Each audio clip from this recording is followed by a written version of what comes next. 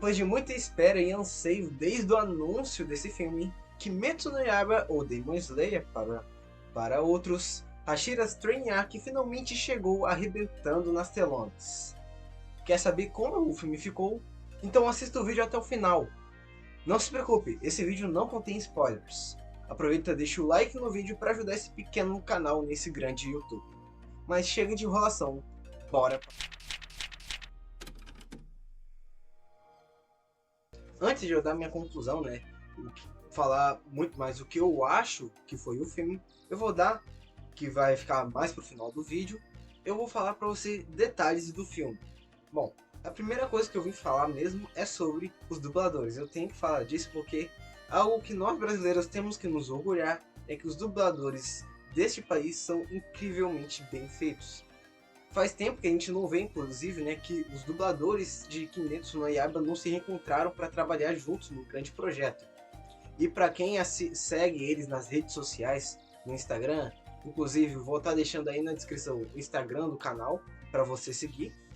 E voltando ao que eu estava falando, toda a pré-estreia que ocorreu lá em São Paulo, que foi acho que no dia 20 ou dia 21 dessa semana, o vídeo simplesmente. Os atores, né, os dubladores, eles são atores também. Os dubladores se encontraram, se interagiram depois de muito tempo trabalhando, né? Demoraram porque faz tempo que Kimetsu não tem um trabalho desses dubladores em específico juntos. Eles trabalham juntos de novo nesse grande projeto que é, né, essa, como é que fala? Essa turnê mundial de Kimetsu no Yaiba pelo mundo. E outro detalhe que eu vou falar é sobre a animação, né?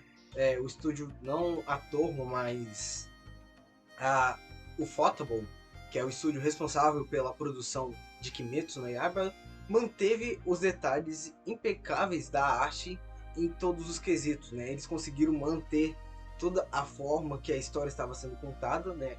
Isso é um bom ponto para a história, mas no quesito artístico eles mantiveram a pegada da temporada anterior, que é a que a gente assistiu, e simplesmente isso, eles continuaram fazendo, inclusive tem cenas, se você já assistiu você vai saber, que a gente teve pelas primeiras vezes, né, a gente teve alguns personagens entrando em combate, e ver como foi representado a maneira que eles utilizam, a maneira que é a forma de seu combate, cada um dos personagens, ver o desenrolar dessa história que antes a gente só via nos mangás, agora a gente vendo ele sendo interpretado no anime, para mim que é um fã de Kimetsu, é incrível, porque no mangá você vê de um jeito, a gente tem uma perspectiva diferente que a gente tem no anime, e Kimetsu no Yaiba tá conseguindo, até agora, até o momento, ele tá conseguindo fazer essa ligação, ele tá conseguindo adaptar bem o material que tá no mangá, o material que vai pro anime. E isso é um bom ponto, tanto no quesito das piadas, dos traços, mostrando momentos para momentos que são mais sérios, ou tensos, ou dramáticos, ou momentos que são só para relaxar um pouquinho, rir um pouco. O Photo conseguiu trabalhar muito bem esse quesito. E eu acho que eu não tenho mais o que falar, né? Eu já falei sobre os dubladores e sobre que a qualidade da animação está incrivelmente bem. Então vamos falar para o próximo tópico, que é sobre a estrutura do filme. Para quem não tem assistido, né? Para quem não tem assistido as últimas temporadas de Kimetsu no Yaiba e ficou só na primeira ou algo do tipo, e não acompanhou a saída de novos episódios, se eu não me engano, foi justamente o arco da Vila dos Ferreiros que começou e terminou com o seu primeiro e último episódio tendo a mesma duração de um filme. Um filme, entre aspas, de 1 hora de duração. O Photable, é um bom assim, demorou para sair esses episódios em específico, mas o trabalho e o resultado que eles trouxeram foram muito bons e foram algo que, tipo, não dava... A história, do jeito que ela tá contada ali, ficou encaixada como se fosse para ser daquela duração. Ela não duraria, ela não encaixaria, do meu ponto de vista, bem como se fosse em episódios separados de 20 minutos ou 30 minutos. E pegando nesse estilo, o filme ele é dividido em 3 blocos, né? Da esquerda para a direita aqui, né? Para vocês, 3 blocos, que é que eu vou falar mais pra frente, mas ela pega, a Ufotable, ela usou muito desse estilo de fazer uma adaptação como se fosse um compilado de episódios, é isso. O filme é, entre aspas, um compilado de episódios. Como assim um compilado de episódios? O primeiro bloco da história que a gente acaba assistindo, que é o começo, é nada mais e nada menos do que a apresentação. Para quem não já, para quem é assim, iniciante da obra, começou a conhecer agora por causa de alguma outra pessoa e for assistir o anime tem esse primeiro bloco para isso, para ele dar uma recapitulação e dizer o que aconteceu e quem é quem, né? Ele apresenta falando quem é Tanjiro Kamado, a história dele, da Nezuko, e eles vão passando, inclusive, por momentos muito importantes de cada arco. Eles passam pelo treinamento do Tanjiro, eles passam um pouco pelo Tanjiro, o seu treinamento, o encontro do Tanjiro com os Hashiras, aquele teste que a irmã da Nezuko passou para não tomar o sangue humano, né? Toda essa parte, esse arco inicial, né, que eu falo de arco inicial, que mostrou a evolução do Tanjiro, ele se tornando um caçador de Oni, os primeiros confrontos dele sendo um caçador de Oni, e todo esse trecho foi apresentado em período curto, mas tendo apenas focado nos elementos principais dessa parte. Depois, para quem acompanha a história, sabe que o próximo arco é o arco o Mugen Train, né? O Mugen Train, que foi adaptado em filme. Se você não assistiu, eu sugiro você assistir, tem uma dublagem muito boa. E assim como eles fizeram no arco anterior, eles focaram nos principais acontecimentos desse arco. Focaram, né, na ida dos três para o trem, no caos que começou a acontecer no trem. E é claro, sem dúvidas, eles tiveram que focar, não tem como não focar, na luta entre o Rengoku e o Akaza, que pra mim é uma das melhores lutas, né? Pra mim, o Rengoku é um dos, se não o melhor personagem de Kimetsu no Yaiba. Todo o seu quesito, do jeito, toda a sua personalidade é muito carismática. E por causa disso, justamente por causa disso, eles focaram tanto na luta quanto inclusive na própria morte, na raiva, né? Que o Tanjiro ficou com a casa fugindo no sol, que para quem assistiu o filme sabe, né, da raiva que o Tanjiro ficou, porque o Rengoku ele enfrentou a casa pau a pau na noite e mesmo perdendo, o Tanjiro queria ir atrás da casa e falou, mostrou como a casa ele era fraco, porque durante o dia ele não queria lutar, mas os caçadores de Onis tinham que enfrentar os Onis de noite, justamente quando eles estão no seu auge para lutar e ppp, papapá. E depois ele foi passando nos próximos acontecimentos que teve, inclusive o mais recente em que o Tanjiro se envolveu na luta, com a luta, né? Que foi o do arco do entretenimento, para quem não assistiu, tá na Netflix, inclusive. Tudo até o arco do entretenimento está na Netflix, eu sugiro você assistir. E está dublado, inclusive, excelente dublagem, aliás. E eles mostram os principais acontecimentos, né? Os personagens chegando no arco do entretenimento e eles se envolvendo com os personagens e, é claro, querendo ou não, no final, a luta dos personagens contra o Lua Superior, né? Os dois Luas, não é os dois, né? Um que se divide em dois, né? Luas Superiores, o conflito de cada um, como eles lutaram, a luta do Hashira do Som, mesmo sem o braço, ele lutando junto com o Tanjiro, e a gente vê inclusive aquela cena em que eles estão todos, né? O Inosuke, o Zenitsu, o cara, esqueci o nome do Hashira do Som. Nossa, isso dá uma raiva. E do Tanjiro cortando a cabeça do Oni ao mesmo tempo, né? Mostra, eles dão um foco, inclusive, no despertar da marca do Tanjiro Kamado. E depois disso, eles nos trazem, entre aspas, uma recapitulação bem curta para chegar já no episódio final, que é da Vila dos Ferreiros, né? Que mostra um pouco sobre o que aconteceu e pá, é o seguinte, é isso, eles botaram a gente no contexto final da Vila dos Ferreiros, que é o conflito, né, do Tanjiro, do Shinazagawa e da Nezuko indo atrás do Lua Superior, do corpo primário do Lua Superior, né, o corpo principal, enquanto a Mitsuri e o Tokito estão lutando lá, se desgramando todinho. Tem a história, o Tokito entregando a espada incompleta do ferreiro dele, que eu esqueci o nome, para o Tanjiro utilizando a espada. A gente tem todo o momento tenso do Tanjiro em dúvida se ele ou protege a Nezuko ou vai salvar as pessoas porque a Nezuko não pode, o sol já tá nascendo. A gente tem toda essa cena tensa, dramática do episódio, sim. Inclusive, eles pegam toda essa parte do episódio até a Nezuko finalmente conquistando o sol, ele utilizando a técnica do Zenitsu para chegar lá e conseguir arrebentar o Oni. E toda essa cena, toda essa dramatização até o final, né, que é ele saindo da Vila dos Ferreiros, ele indo embora da Vila dos Ferreiros, a gente tem tudo isso que acho que para mim foi quase, inclusive eu vi a reclamação de umas pessoas que estavam na minha sala, que a maior parte do filme estava sendo o último episódio da Vila dos Ferreiros, que é basicamente isso aqui é a recapitulação, isso aqui é a Vila dos Ferreiros, e quase um pouco depois da metade do filme até o final era a parte nova, que finalmente era o começo do arco de treinamento dos Hashiras.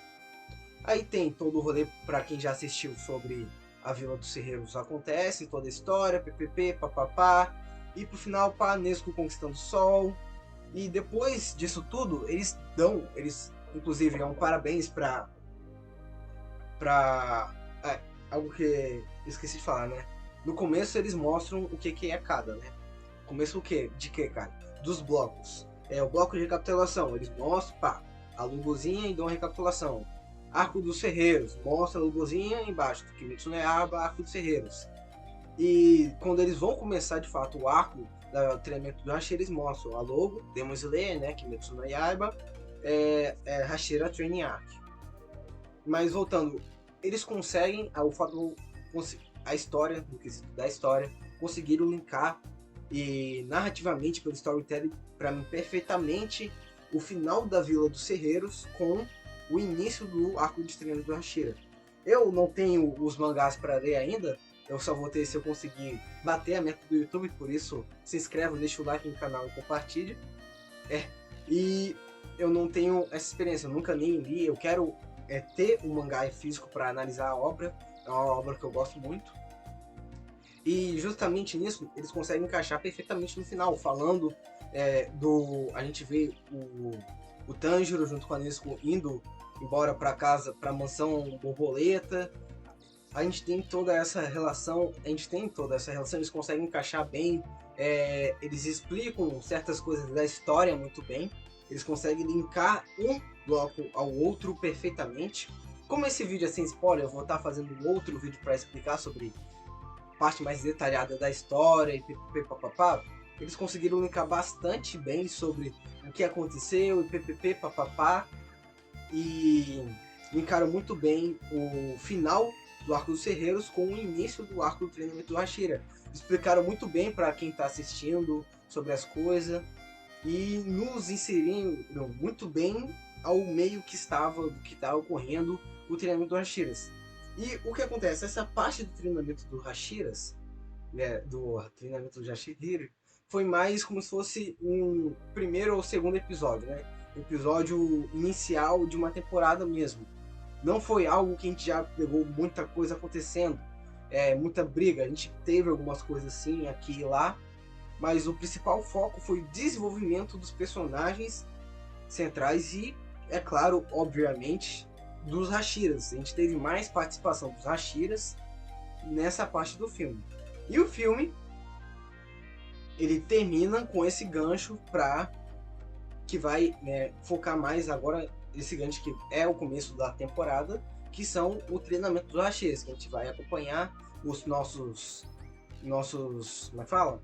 Os nossos personagens, os nossos protagonistas participando, indo em cada um dos Hashiras, treinar para se tornar, para se preparar para uma guerra que eles vão ter contra o Muzaki Butsuji agora que a Nezuko ela conquistou o sol, né? Diferente que, assim como o Cars de Jojo Bizarre Adventure, o Muzan também quer conquistar o sol e acabar com a raça humana. Aí para isso não acontecer, diferente de Jojo, não, se bem que não é diferente que eles também usam técnicas de respiração. Olhando por esse lado, eu tô achando até que Kimetsu no Yaiba tem uma certa e forte inspiração de Battle Dance, né? Nessa parte de Jojo, mas esquecendo isso, o Muzan vai atrás dela para conseguir ter isso. E o pessoal Então eles precisam estar preparados para esse grande conflito. E eles já deixaram, né, a espreita que... Não deixaram a espreita, eles já nos deram os gostinhos do que está por vir, né, dos grandes conflitos e dos principais caos, né, que tanto eu até tenho aqui.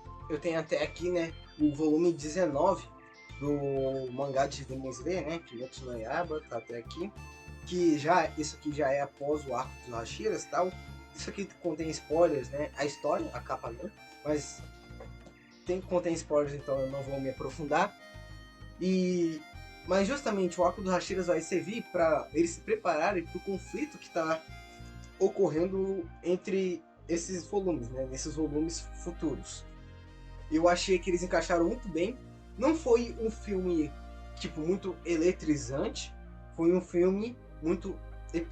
Foi comum para mim, como eu disse no começo, um compilado de episódios de Kimetsu no Yaiba que ficaram bem encaixados. Então a minha nota final para esse filme, né, sem dúvidas, não tem outra, se trata de um 7/10. 7/10 ou 7.5, né? Eu vou falar 8.2, vamos lá, né? Entre 7.5 e 8.2. Porque ele não foi... Teve outros filmes de animes que foram tão bons quanto estes, mas este não foi ruim, ele foi bom. Ele foi muito bom, inclusive. Mas existem muitos melhores do que ele, e eu não posso desmerecer isso. Agora, uma coisa que você que está assistindo esse vídeo deve fazer, que não é só deixar o like no canal e também seguir a gente no Instagram, é também deixar aí nos comentários se você já assistiu, o que você achou do filme. E, é claro, sem spoilers pro pessoal que tá... pessoal que vai ler os comentários, por favor, não coloque spoilers. Esse vídeo não é para ter spoilers nem nos comentários. Só eu já tô fazendo outro vídeo que é sobre a história e mais do anime, ppp, papapá, a história do filme, com spoilers. Então, por favor, não estraga a brincadeira, meu compadre. Mas é isso que eu tenho para trazer para vocês. Esse é o filme que vocês podem pensar em assistir. É um filme que eu sugiro para quem é fã assistir. Para quem não é fã, vai sentir uma certa falta de algumas coisas. Não é sentir uma certa falta. Vai curtir o filme? Vai, mas não vai ser tanto como se fosse, por exemplo, assistir O Menino em Agassi do Estúdio Ghibli. Eu sugiro que você tenha já um conhecimento sobre o anime ou do mangá para ir assistir o filme. E você vai gostar, vai te entreter bastante, vai entreter você, vai te entreter bastante assistindo, como se fosse... Aquilo é como se fosse um compilado de episódios, é um grande episódio. E é isso, eu sou Caio, esse é o Império Shonen e vou ficando por aqui. Até a próxima.